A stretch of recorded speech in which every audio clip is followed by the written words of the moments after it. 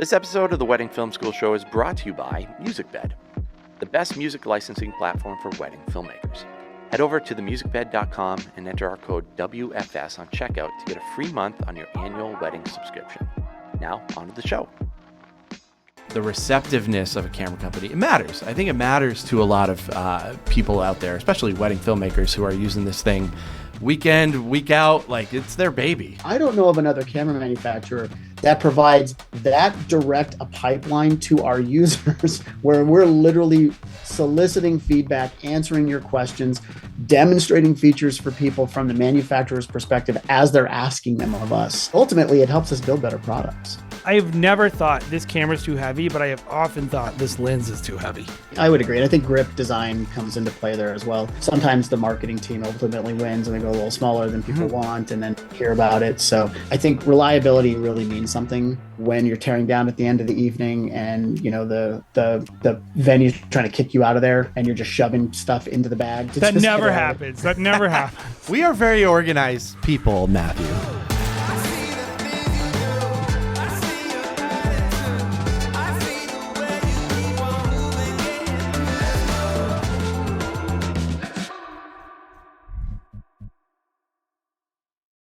Hello and welcome to another episode of the Wedding Film School Show. My name is Jared Haskell and we have another awesome episode for you guys today.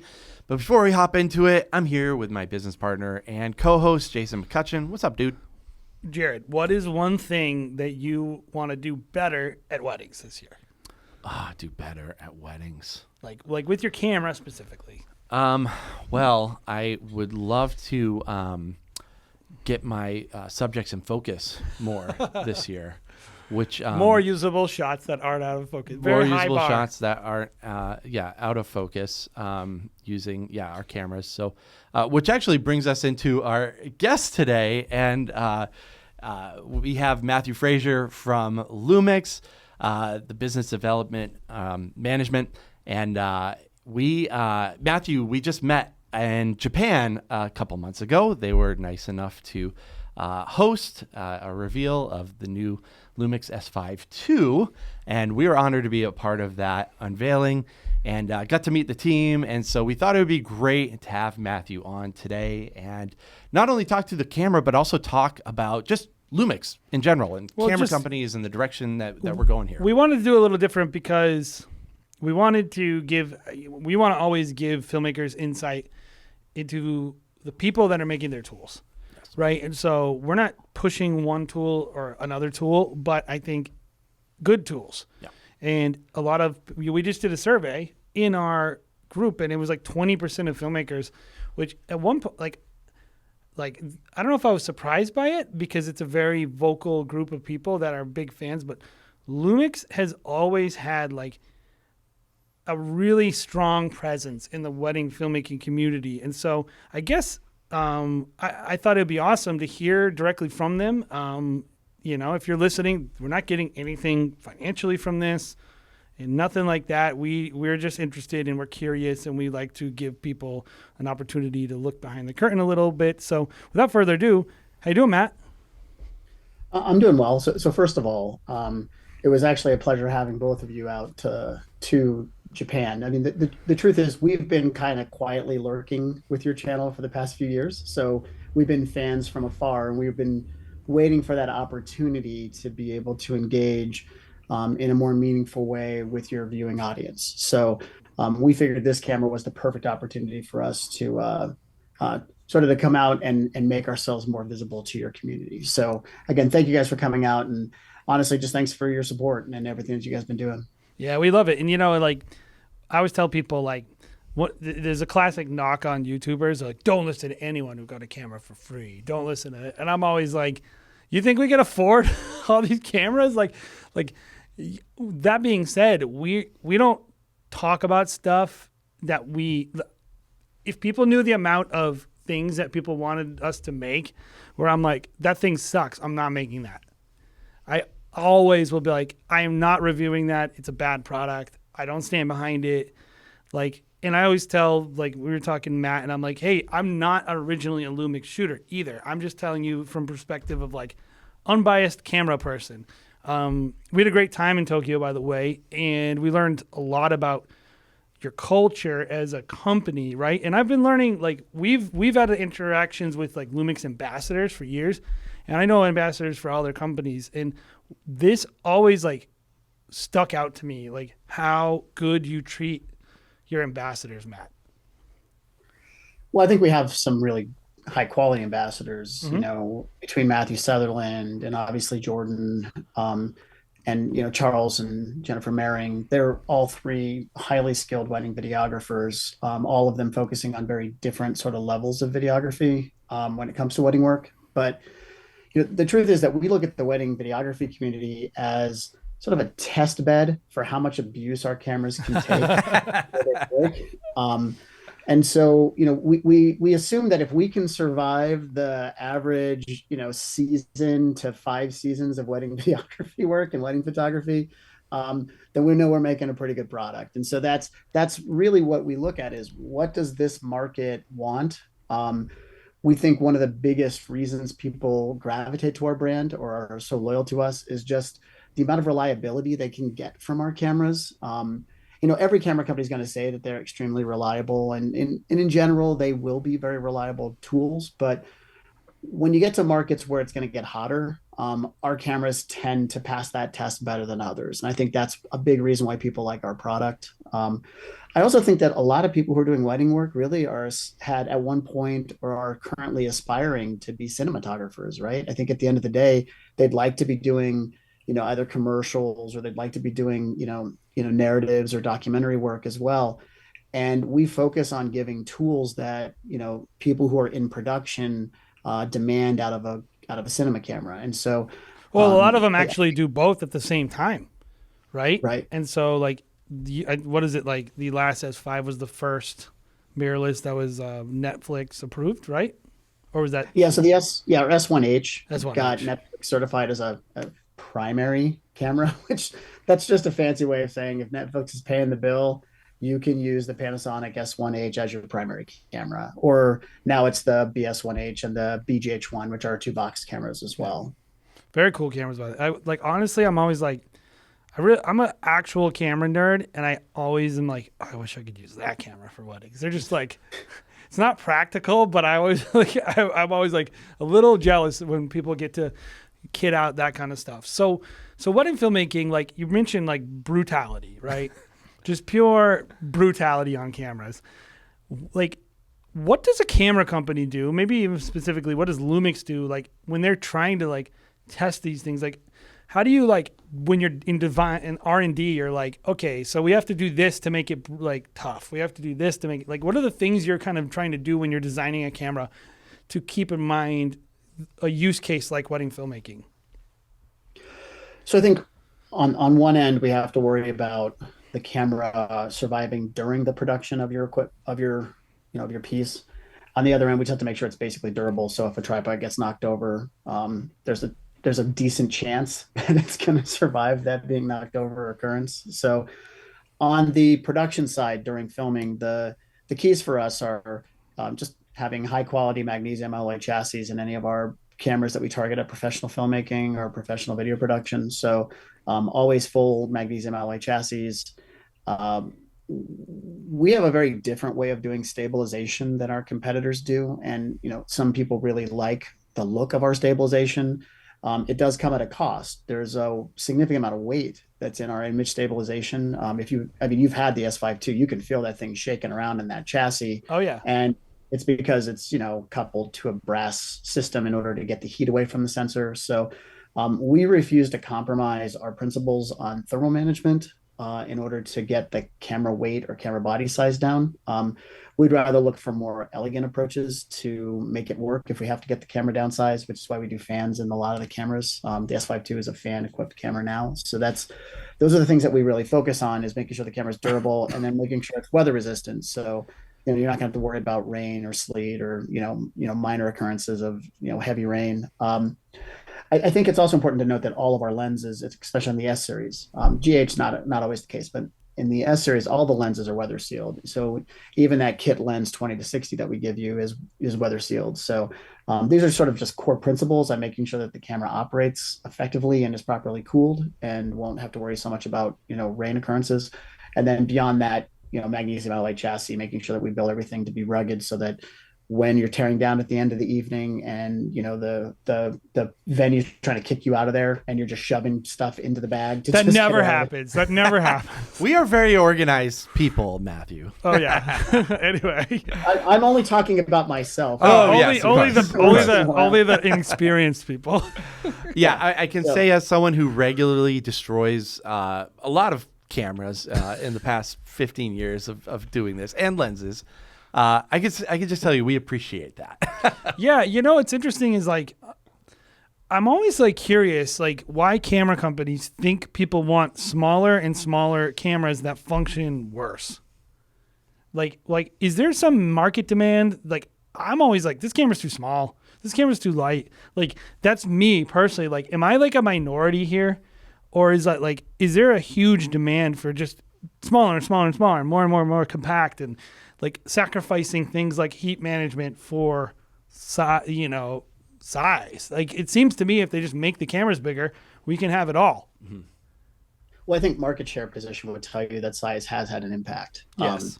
Panasonic is not the number one camera in market share. And we're probably the largest and heaviest in the category. Even with an S5 II, we are going to be heavier than, a Sony A7 IV. We're going to be heavier than an R6 Mark II. So clearly the market wants lighter weight cameras or more compact and easier to work with.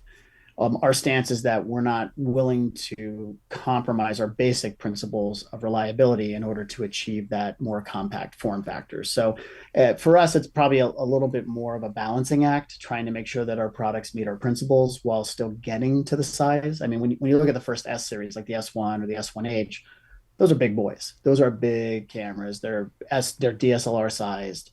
And it was all about maintaining really good ergonomics, having all the menu options and function keys that people would want, and providing enough weight to be able to handle the thermal issues that will come up, especially with like burst rates and video. Well, even so. like balance, like you're putting a lens on that. Right. If you're shooting video and the thing is so front heavy, like I always think like, I have never thought this camera's too heavy, but I have often thought this lens is too heavy. Yeah.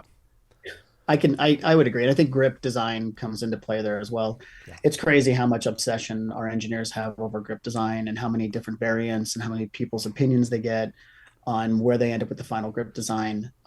Sometimes the marketing team ultimately wins and we go a little smaller than people want and then hear about it. So, 9 times out of 10, it's the engineers who went out and the feedback from our customers. That's an interesting, that's an interesting philosophy. It's like the engineer wins out, right? Yeah. Like, I was going to ask, is the S5 II grip a little bigger than the S5 I?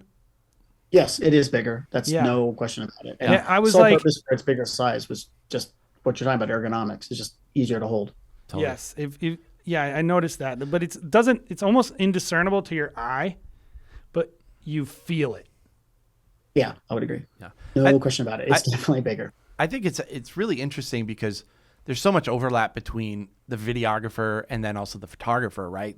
A lot of times we're using same cameras. And in the last couple of years, there's maybe been a little bit more differentiation between the two. It's like people maybe making a camera that's maybe a little bit more suited for a photographer versus a videographer. And so for a while, it was kind of like us videographers are just along for the ride of whatever photographers are wanting because they make up such a bigger part of the market. But now I do wonder if people are kind of going back that direction of like making a bigger frame that you can actually get your hands on and it's balanced and it's, kind of geared more towards the filmmaker. I definitely feel like the S5 II, it just feels good in your hands as we're doing, we're doing filmmaking in Japan. That was one thing that we noticed was just feels so much better in my hands than so this is my question, other cameras. Matt, is obviously from a standpoint of like, they do have differently, a photographer cares about burst speeds. We don't care about burst speeds. So apart from just exclusive features between like photo features and video features, like, do you think filmmakers and photographers have like absolutely competing desires or needs out of a camera? Or do you find that the overlap is pretty significant and you can make a camera that makes everyone happy? I think you can make something that makes everybody happy. The question becomes, can we do it at a price point that makes everybody happy, right? So I think sometimes photographers, when they look at the feature sets that we add for video, they don't immediately see how those things translate to their photography. So let me give you one example. The S5 II can do, a 6K open gate capture, right? That's the full sensor height and width, and it does that at 30 frames per second.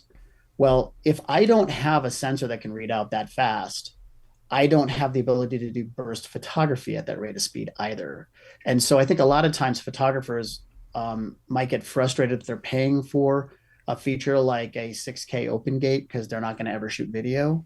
But what they don't see is that we honestly had to do that in order to give them the 30 frame burst capability. And frankly, that video need is what then drives the development in the sensor for those higher burst rates from their camera. That's really interesting.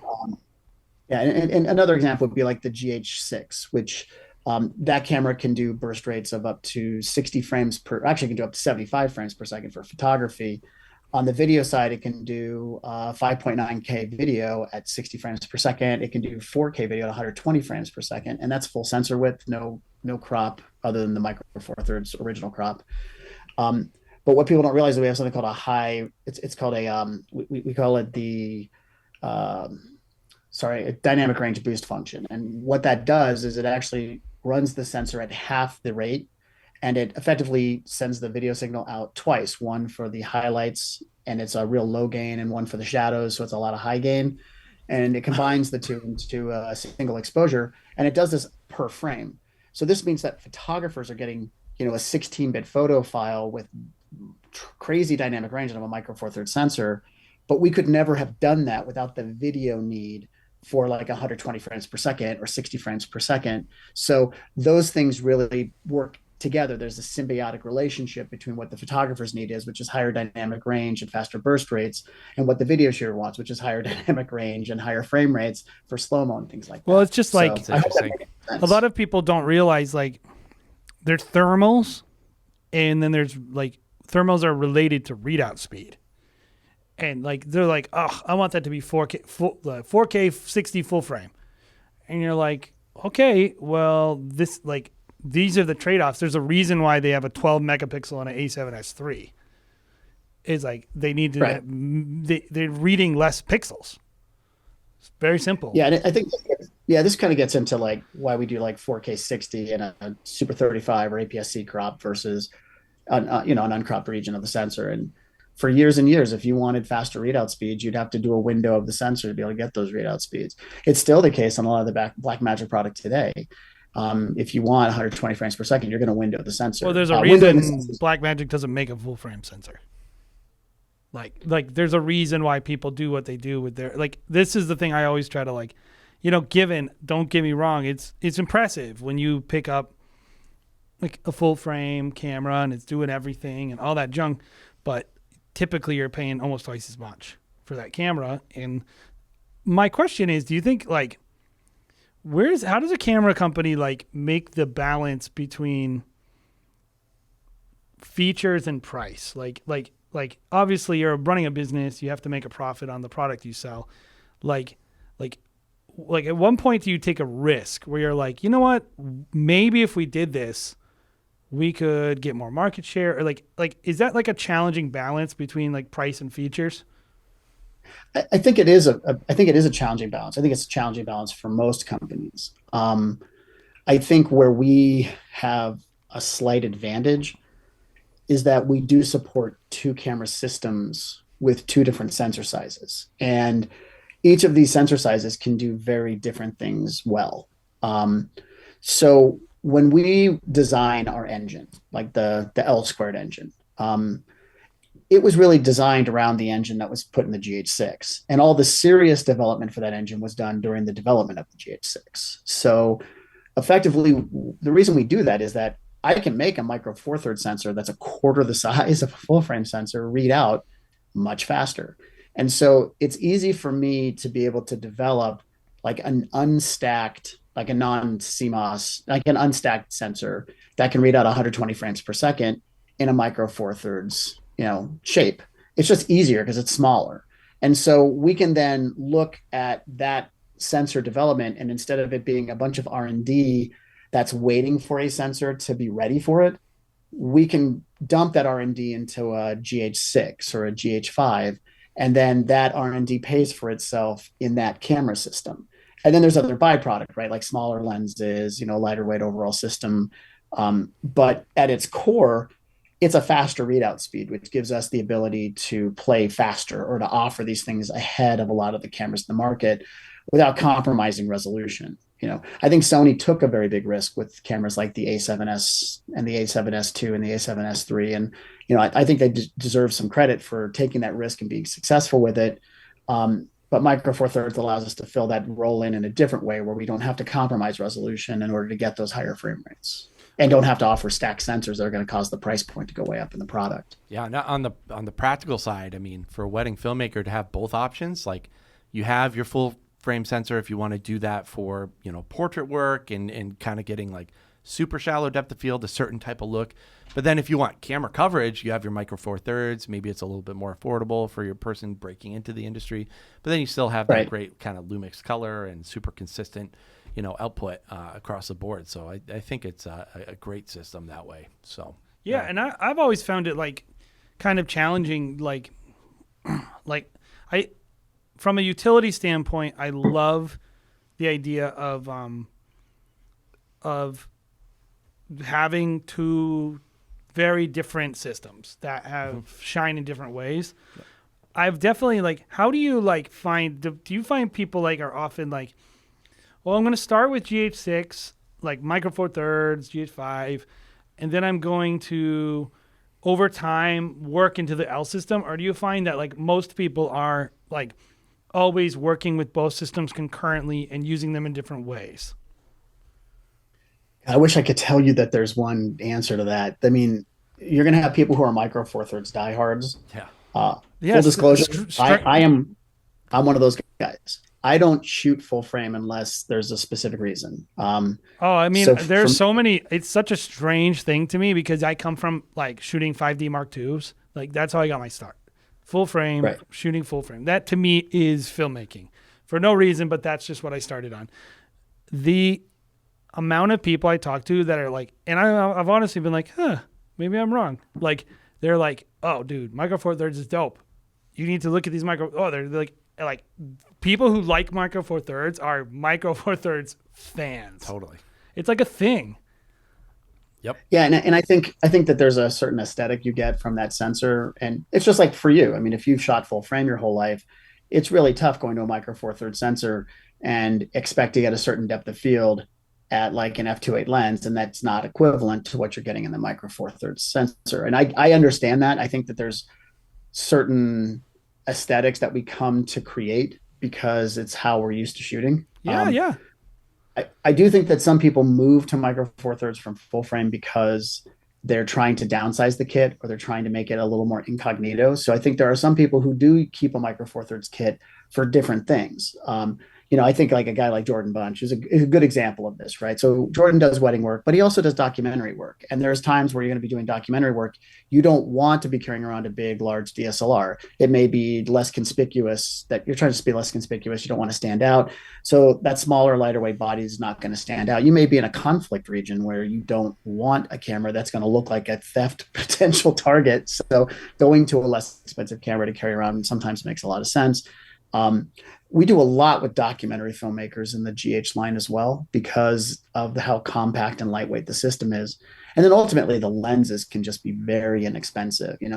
Even at best, even if you're buying third party lenses in a 70 to 200-ish range, you're still going to pay more for that. Oh, I mean, I'm shooting on Micro Four Thirds lenses right here in the set, so it's what I really like about, and I think other people are doing this, even with certain people who do full frame and they also do an APS-C camera, right? Mm-hmm. Having full frame when you don't need full frame is actually a detriment. And I think that's a thinking that people should have is why would I want a camera that can't shoot as much resolution, has a harder time with heat management, is bigger and more expensive just to shoot a wide shot of the ceremony. I would much rather have a 6K image in case I need to punch in that is on a much cheaper camera that I don't need the depth of field. I'm paying for features I don't need. And that's what I like about, like, to me, it seems like the Lumix philosophy is like, get you all the features you need in the camera that is the best value, that's the most durable. Well, I think in crop sensor, there's really only two companies that are taking crop sensor pretty seriously. Well, I should say three, because I think Olympus takes crop sensor very seriously. Obviously, it's Micro Four Thirds, and they have some amazing lenses. And I'm a beneficiary of that because they work on our system. Mm-hmm. I think Fuji takes crop sensor very seriously, and you have a tremendous number of lenses that are optimized specifically for their APS-C sensors. I don't think the other camera companies take their crop sensor offerings very seriously. Especially not on the lens side. Yeah. Right. And so ultimately, while the camera may be very capable, you're really compromising on the lens options that you have, especially when it comes to the wider angles of view. You know, it's easy for you to grab a full frame lens and use that in a telephoto situation. It's when I need a wide angle lens that I'm going to be using for interiors or on a gimbal, you really start compromising the look and the aesthetic just to be able to get that APS-C sensor into the camera. So I just think people, when they're investing, they need to look at that and say, does the company I'm going to invest with have significant support for the mount that I'm going to be working with and the sensor size I'm going to invest in? And long-term commitment too, right? Like, that's, to me, is what it is. Is like, are they going to keep supporting it?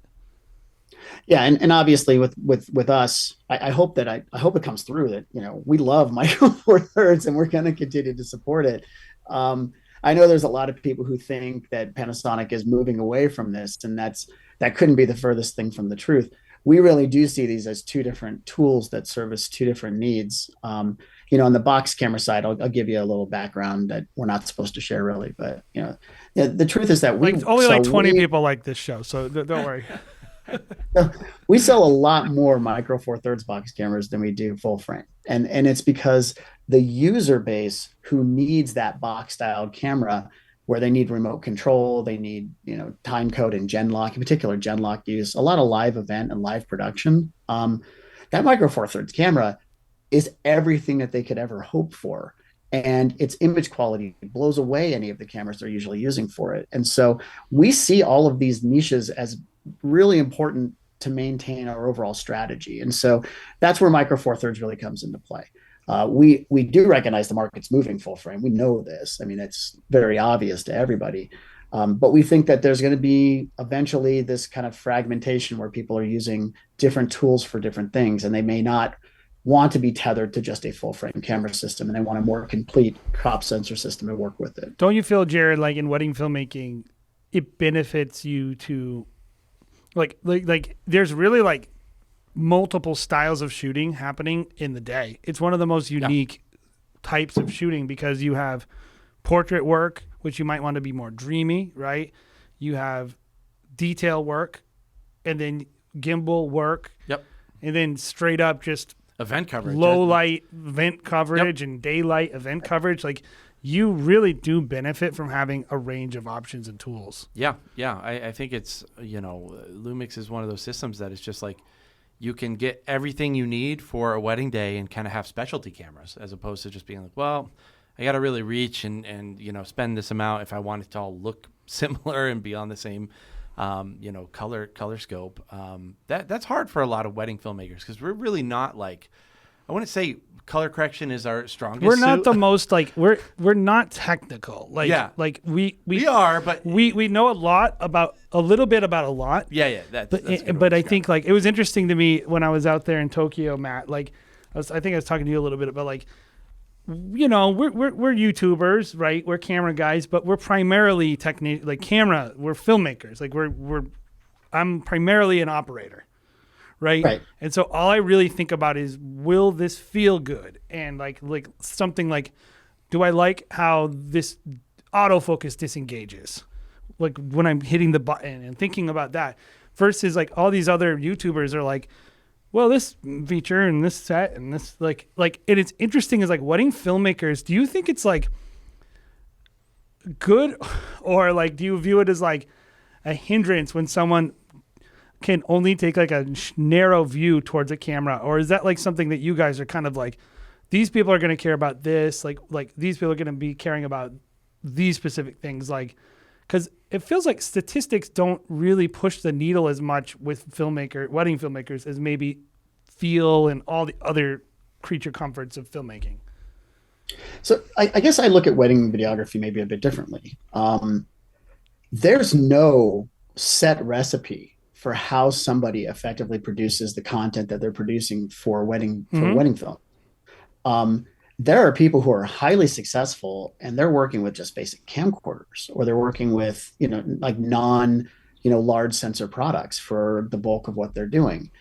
And that's more of the live event style look, right? And so, I deal with a lot of wedding videographers, and some of this also comes down to, like the race of the person and religious beliefs of those people and the celebrations that they have during their specific weddings. In the Indian community, it's extremely popular to work with a standard video-based camcorder. And sometimes it's just because the music that's being played at those events is so incredibly loud with so much bass that some designs like an S5 II is probably not going to work, because the in-body image stabilization will literally vibrate from the music that's being played. And so they may choose to go with a lens-based stabilization system like what's in our camcorder line, or may work with a GH5S because they don't have in-body stabilization at all. And so it's those kind of differences that I think really put a lot of work on our shoulders to make sure we're fulfilling those things. But the byproduct of it is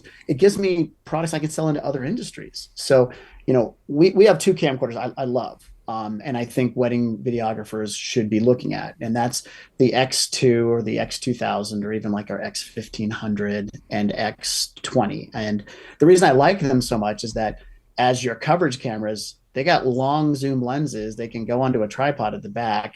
In the case of the X2, we offer Vlog in the thing. It's a 10-bit profile, so it matches in post with our regular cameras. And it's just an easy solution for back of the house to get to the front to get to the bride and the groom. Well, and depending on what, like you mentioned, like culturally, it is why wedding filmmaking is challenging to, Jared and I talk about this a lot. Like, I feel like wedding filmmakers are a larger part of the market segment who purchase these cameras than the camera companies acknowledge. Like I feel like because we're not making prestige work, like you never go to like a booth for like Canon and see a bunch of wedding films. You see all nature photography, all fashion. And that's every single like marketing campaign for every camera company is fashion, maybe action sports, maybe sports, like lots of nature. I'm like, how many people are buying these things for nature? Like maybe some, of course, but I'm always like, wedding filmmakers might be buying like 15 cameras over the course of like 8 years. This other guy you're trying to sell to might buy 1 camera. Why are we targeting that guy? Am I missing something there? Well, but I again, looking at how dynamic the environment is for what you guys do. I mean, I think that COVID really introduced new styles of filmmaking that they hadn't even considered before, like live production and having to actually be able to stream out something so that the family that's not traveling can see this live. And now I think that the wedding videographer is now being asked to also be a live production professional as well. And they're being asked to do like a multi-camera live stream for people. And so a product that can fit into multiple categories and fill all those needs well becomes very valuable to this market. But ultimately, it also helps us with like houses of worship. If I have a product that works well for live event for a wedding, it's going to work really well for a church. It's also going to work really well for a funeral. And so if we look at these categories and try to make our products work well for all of those things and make it easy enough for a filmmaker to be able to branch out into these other opportunities, I think ultimately it just ends up making them more profitable as a business operator. Yeah. Jared, like we've talked, we will not be specific, but we've talked about camera companies in the past who like we feel abandoned by. You know, like like when you give them your loyalty, your money, and you're like, you could just actively see that they really don't care about like your business. They're like, well, like they're primarily focused on either a different market segment or like you just actively, they basically just say it without saying it by the choices they make. Making you buy mounts for all of your lenses that you've acquired over the last 12 years. One camera company, if you know, you know. Not supporting the lenses after like 4 years of manufacturing them. Like, you know, I feel like it's weird how you have this emotional relationship with a camera company. Mm-hmm. Like I feel like camera companies like my partner. You know, like it's weird. Like I don't know the people at the companies half the time. But I'm like, oh, how dare they do that to me? It's funny how that works. Yeah. But I think one of the things that I definitely got a sense for when we were in Japan and kind of learning about the system was just like, Lumix, you guys are really interested in hearing what we have to say. And like, I can't tell you how appreciative us as wedding filmmakers are when it's just like, hey, we just want to hear what you guys think and give us your feedback. And like anytime we were like, what's up with this? Like, what's up with this part of the feature? This is different. You know, we immediately got the help that we needed. Of course, we're there for a Lumix event. But in general, it feels like the receptiveness of a camera company, it matters. I think it matters to a lot of people out there, especially wedding filmmakers who are using this thing week in, week out. Like, it's their baby. And we'll say this too, like, I want to ask you one more question, Matt, but I'm not a Lumix shooter yet. We have a Lumix cameras that they were nice enough to give us, but like, we're not like telling you like, oh, buy Lumix. Like, we're Lumix people and we're not ambassadors. Like, we're just speaking about our experiences, and we've had experiences with a lot of camera companies, a lot of people who work. We own 3 or 4 different systems in our studio. Like, so we're just speaking from our experience of like knowing a lot and people in the industry and working with a lot of cameras.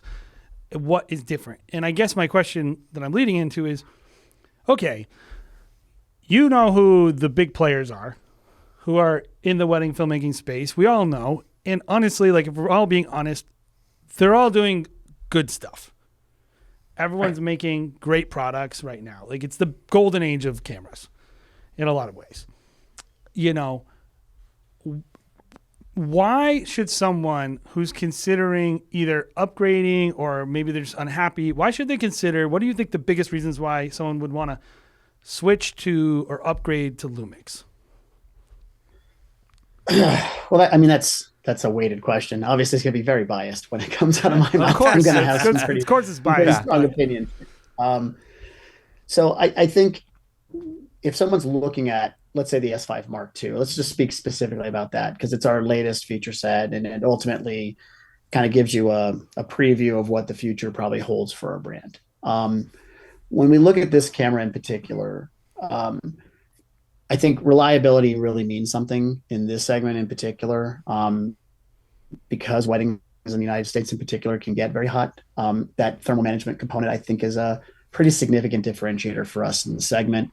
You're usually having to go to a much more expensive, larger, more robust cinema camera or, you know, a production camera to be able to get that kind of reliability out of the product. So I think that is a very lesser understood or appreciated feature that we offer. I mean, I could say from firsthand, Matt, like when we were shooting, where were we in the downtown area in Tokyo? Is it Ginza?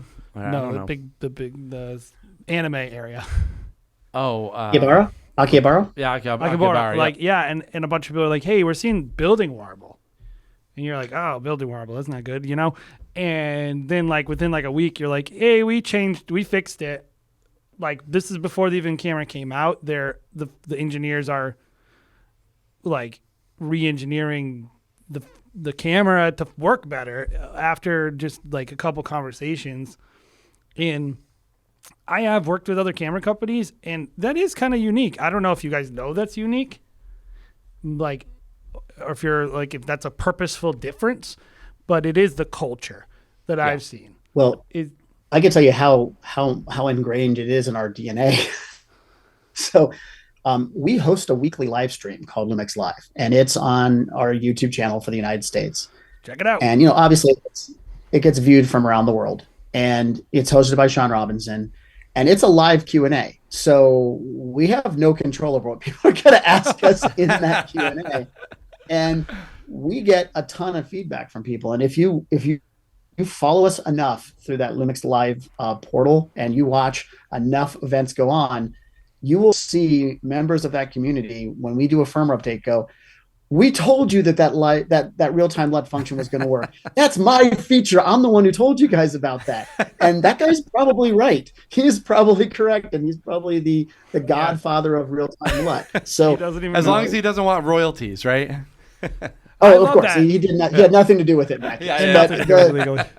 Yeah, but the point is that I don't know of another camera manufacturer that provides that direct a pipeline to our users, where we're literally soliciting feedback, answering your questions, demonstrating features for people from the manufacturer's perspective as they're asking them of us. And I think it's just an incredibly unique platform that no one else is doing.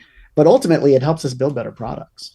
I think so. And I think just transparency is like, I would hope more camera companies, like, this is what I want to say to camera people. Make people pay for doing things you don't like. If you are working with a camera company and they don't treat you well, dump them. And try to find somebody who will be nice to you. And I'm not recommending people switch to Lumix or whatever, but let people know, make them hear it. Go on Twitter. Don't suffer in silence when a camera company is doing something, because I do believe, no matter what I feel about any manufacturer, I do believe every camera manufacturer wants to make a quality product that people like. I don't think anybody's out there been like, moo ha ha ha, I have their money and now we will. I think everybody is knows that their customers need to like the product. And I think a lot of times people just is if there's not even a vocal minority of people who are asking for something, it just doesn't get done. Yeah. Yeah. And so just let your voice be heard. If you're a Lumix shooter, go to Lumix Live. Let them tell them keep telling them you want 4K 60 full frame. Yeah. Keep saying that you want that feature. I'm not sure you're gonna get it. I'm sure someday probably they would like to do it, but they'll probably tell you it'll cost you more, and then they'll say, "How much would you be willing to pay for that?" But I think all the wedding filmmakers are like, "Oh, $1,000." Yeah. But I think at the end of the day, letting people know, feedback is so valuable to whatever camera company you're loyal to. Totally. It's smart to provide that avenue. Lumix doing that weekly show. That's because it just goes right to consumer, and it cuts down those potential misses of oh, people wouldn't like that? Oh, okay, we won't do that then.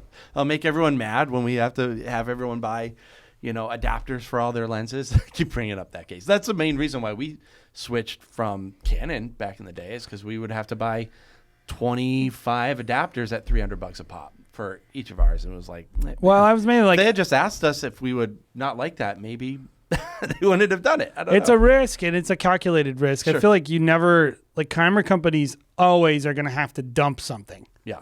Right. Yeah. Yeah. Maybe they had to. I don't know. I respect that. I didn't feel like it was done in a good listening way. Yeah. I didn't feel like they cared about my investment really, that much. But that's just my own personal sour grapes, Matt. So I can't get into this part. Honestly, we didn't build an SLR that we had to support. So we're in a different sort of market. Panasonic was the first company into the mirrorless pool. So we're sort of fortunate in that regard. Thank you for that. Yeah. Thank you for that. Yeah.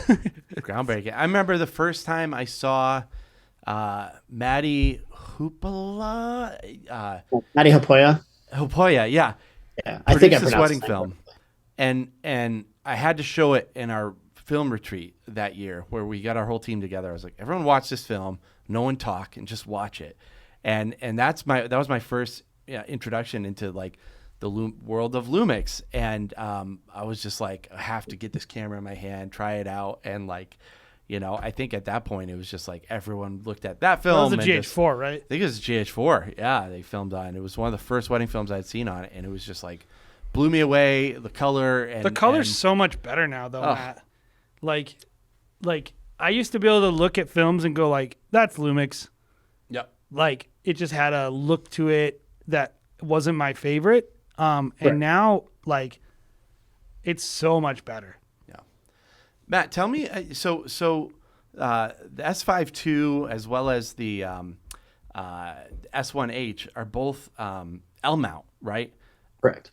How did that partnership kind of come about with Leica? What was the decision making process there? Because for me, having this camera now, it just opens up a whole new world of lenses that I don't think most wedding filmmakers realize, like How good Leica how is. good Leica lenses are, and how just Or how good the Lumix lenses are. or how good the Lumix lenses are. True. But how did that kind of partnership come about? And have you guys always kind of been associated with each other? What's that story there?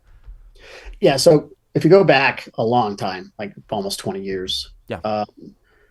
Panasonic was looking for a lens partner to help us to build better optics. And ultimately, Leica was looking to get into the digital photography business. And so this kind of preliminarily started around creating differentiations for our camcorder products. But it secretly was always about this Lumix launch of product to be able to have a factory that could build lenses to Leica standards. And so the Yamagata factory ultimately helped us to convince Leica that we could be a good partner in this regard and make high quality optics. And so they view this as a strategic partnership because they need electronics.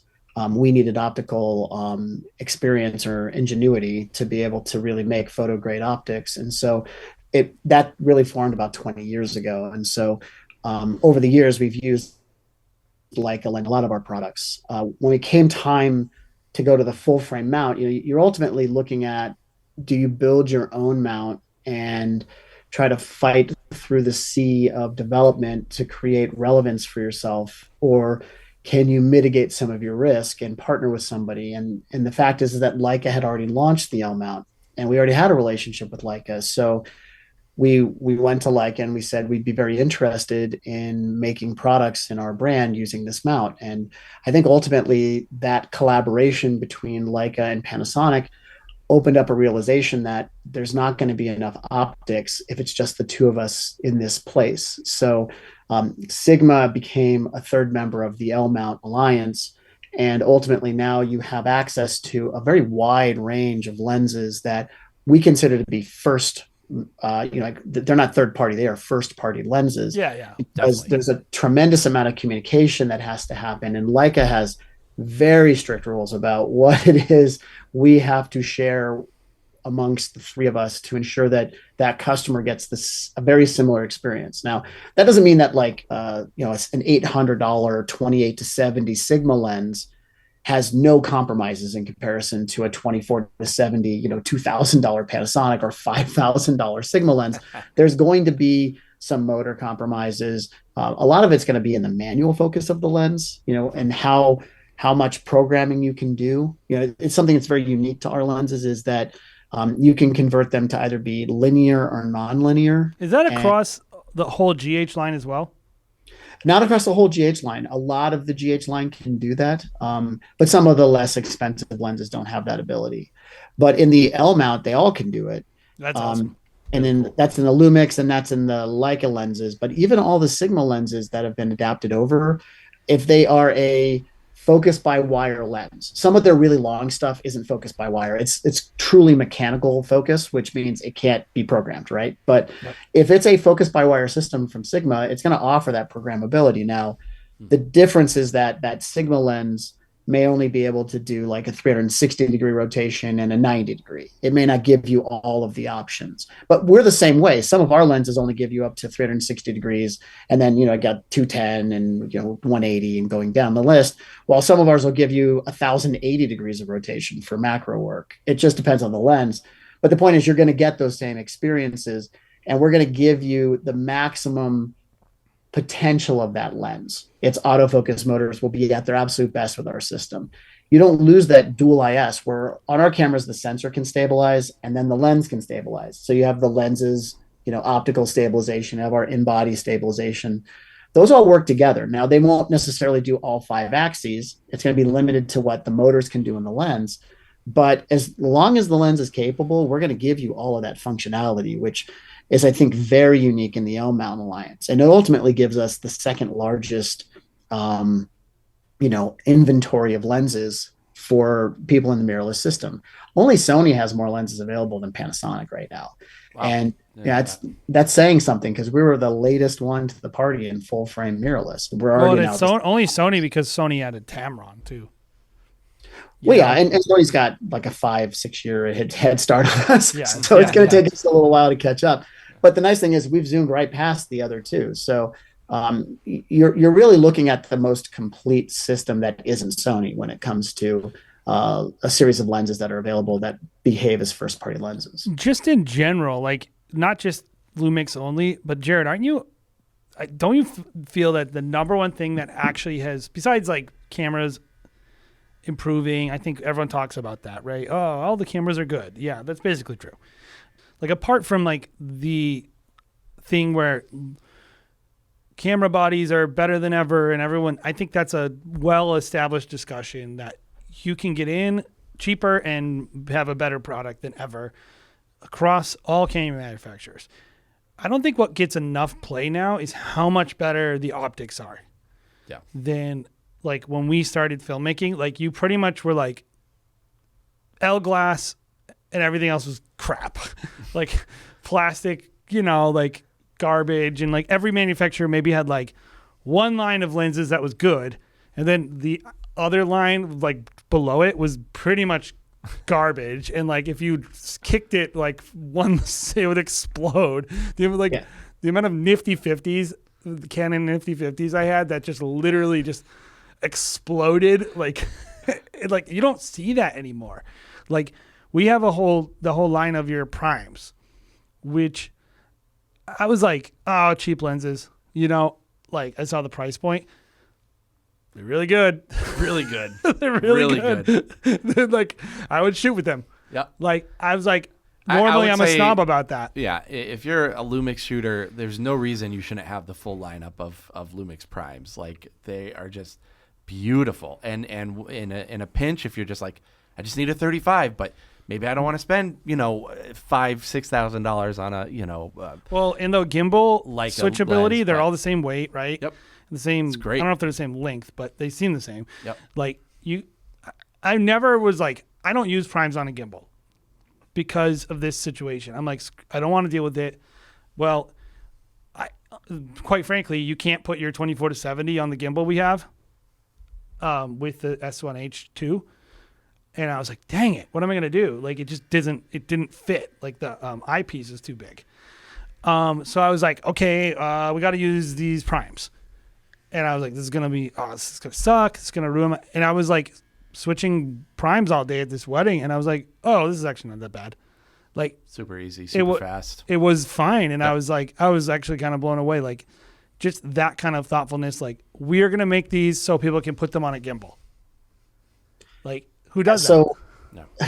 So I think it goes a little even deeper than that. And I want to give Nikon a lot of credit in this conversation, because I personally think that they don't get enough credit for the lenses. I would agree actually with especially with wedding filmmakers. It's just because of the video thing, but from a standpoint of an image and their glass is incredible actually. Yeah, it's actually funny because Nikon was my first DSLR camera that I think I shot with. They were the first to like come out with like video features on it, and I don't know, I was one of even before the 5D Mark II. But let me clarify the Nikon DSLR lenses is not exactly the best wedding video lenses or the video lenses in general.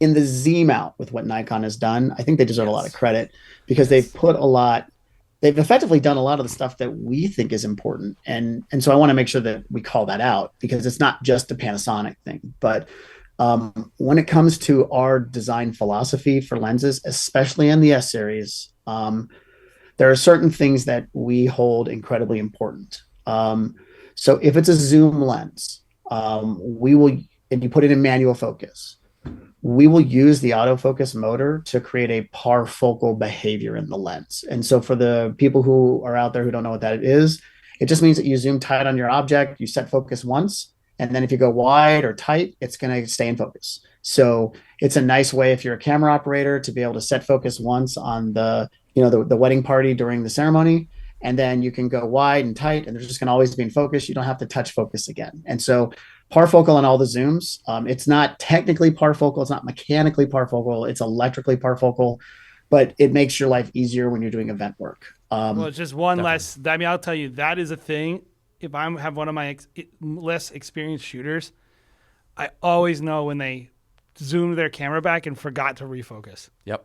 Like, that is a major problem. So anyway, that's and so in this regard, all of the zooms in the S series and most of the ones that carry like the Leica branding for the G series, they do this. The second thing we're really focused on is lens breathing. It's a pet peeve of ours. We don't think you should have to crop the image in post and put a bunch of data for the lens to be able to keep it from breathing. We think it should just not breathe in the first place.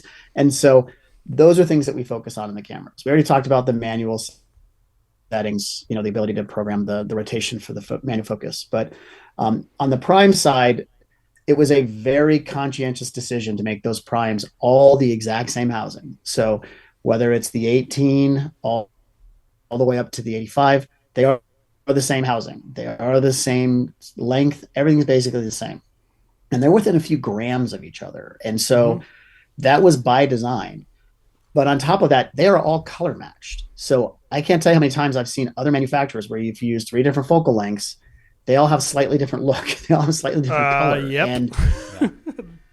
And you're going to see in the S series, they are all, everything is consistent.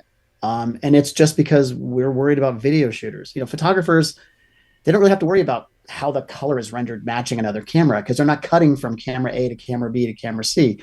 You guys are cutting stuff constantly from multiple camera angles. Yeah. So we know the color has to be consistent to maintain your workflow. And then outside of our lenses, on the S5 II, you can actually program color profiles for other lenses. So if you have a lens that leans a little more into red, you can actually dial back the red and then program it for that lens so that you know that it's going to be a closer match to the rest of your kit. So those are our sensibilities when it comes to lens design. And we think for your community, these are the kind of things that will really appeal to them. Yeah, totally. And I would agree. I think just ease is actually really important. Is it easy, and does it require me thinking to do? Can I focus on the client? Can I focus on the subject? Can I focus on what I'm doing? And even something like we were talking about real-time LUT, and I was like, I keep saying, well, to me, I'm excited about the way that it's implemented in my color profiles. Like, as wedding filmmakers, like the ability to shoot your look. If you're shooting 30, 40 events a year, like, yeah, of course there are people who want to spend a ton of time in post, grading and all that stuff. But there are a lot of people who are like, I don't need to. I know I'm making a product. Like, I know exactly what I want it to look like. Get it right in camera. I can get it right in camera, and I can get like a finished look in camera, but based with the dynamic range of Vlog. So like you can build the look on any of the profiles you want. So you could put your finishing LUT on top of Vlog, or a finishing LUT on top of like Cinelike V, or your finishing LUT on top of standard if you wanted. However you want to work. However you want, whatever is important to you about shooting, you're able to accomplish it in a very like cut the crap kind of way. Like, I'm going to shoot exactly what I want, and I'm not going to deal with any of the issues. And I think that's pretty sweet. I think like there's even more to be explored there. I just think it's fun when a camera company plays with you. Like, let's play. Let's figure out what works. It's like, we don't know. Like, what are we going to love this? Is this going to be essential to my workflow? Like, to some camera people, this. Like, me and you pick up a camera, we use them very differently. I love when a camera company can save me money at the end of the day by saving me time. And that's awesome. And I think that's definitely a feature that, if someone grasped onto it, that's like, yeah, man, can I cut down my post-production by 10, 20% and be I'll tell you this, for us, it's Matt, great. like, I'm not sure we're going to do it. We might try it, right? If we determine that it works, we've saved an hour times 200. Yeah, we do. And that's a lot of that many savings. weddings. Yeah. Like that's 5 weeks of work Right. for us to Well, not do that. Right. Well, and I think there's the artistic side of this too, right? I mean, at the end of the day, a lot of people get into this because of the art, and the product is less important than the art that they're putting in sometimes. And one thing that I love is that I love the look of ARRI cameras. The ARRI product is phenomenal. I have a beautiful total image. Yeah.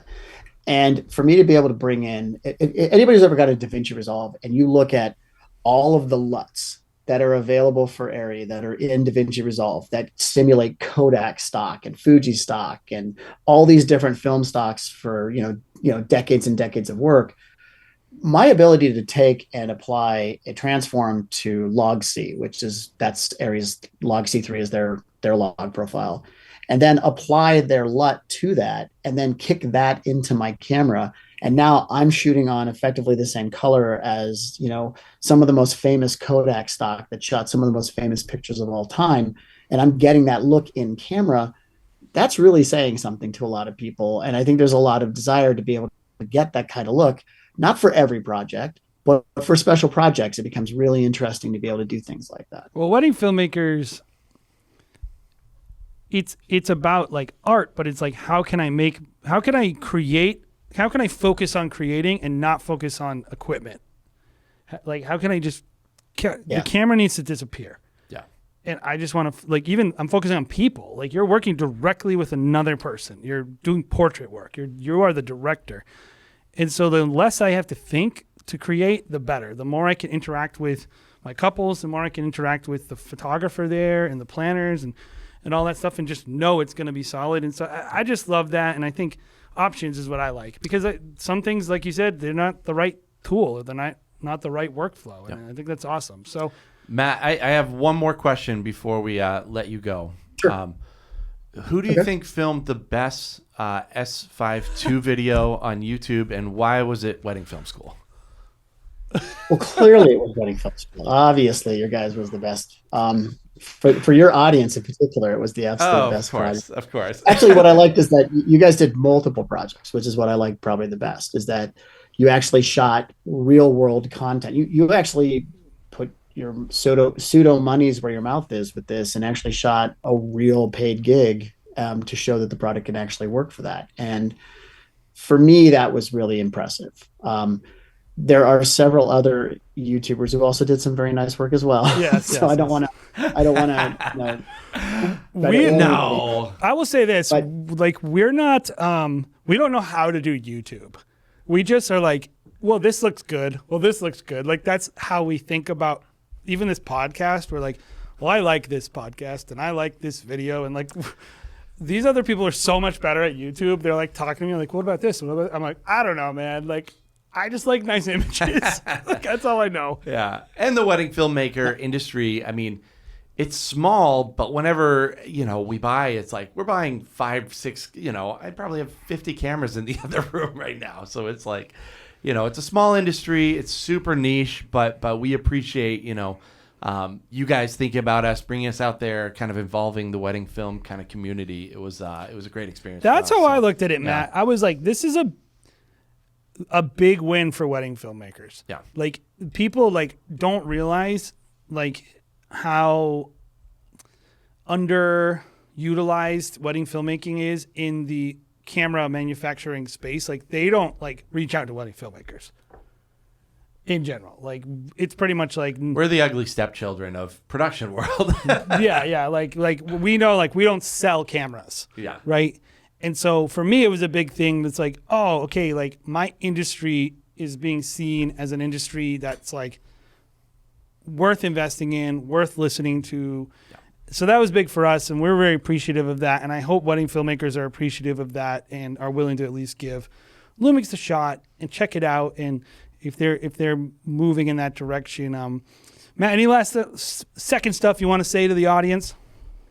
I would just ask everybody, if you get a chance and you're interested in learning more about LUMIX, to make sure you visit LUMIX Live, get into the community, even if you're not a shooter of our brand. It's a we love to hear feedback from other brands and what you guys like in those products that we should be considering adopting. So I think you can get a real good feel for who we are as a company when you get into those Lumix Lives. So, just go to Google, type in Lumix Live. You'll see a guy with a beard. His name's Sean. He's the guy who usually hosts it. I'll be on there every once in a while. Sean is awesome. Yeah, just jump into the community and see what's going on. And obviously, there's a tremendous number of Facebook groups out there that people are a part of. Pick any one of them. We're probably monitoring it, and you'll see Sean or I in there. So you can always hit us up there. We're more than happy to answer questions and hear feedback and criticism. So the cameras won't get better if we don't get that feedback. So by all means, continue to send us the feedback, and we'll keep listening. And if you keep buying them, we'll keep building them. That's kind of how it's going to work. Cool. Yeah, I love it.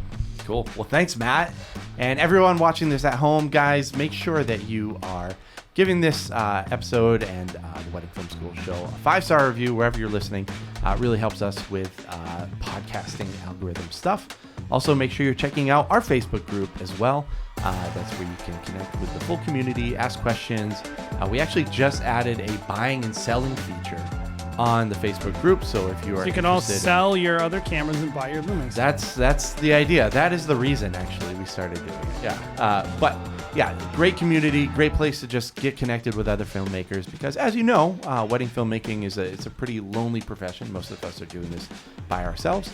Also check out our YouTube channel where we do Wedding Film School Live. 2 YouTube channels. We do have 2 YouTube channels. You can check out this podcast on one, Wedding Film School Show, and then check out Wedding Film School, where we do a lot of our camera reviews and behind the scenes of real live weddings, as well as Wedding Film School Live every Thursday, 1 p.m. Eastern Standard Time, where we review your films. But again, guys, thank you so much for paying attention and listening or watching this episode of the Wedding Film School Show. We'll see you around next time. You're on the Wedding Film School Show. See you guys.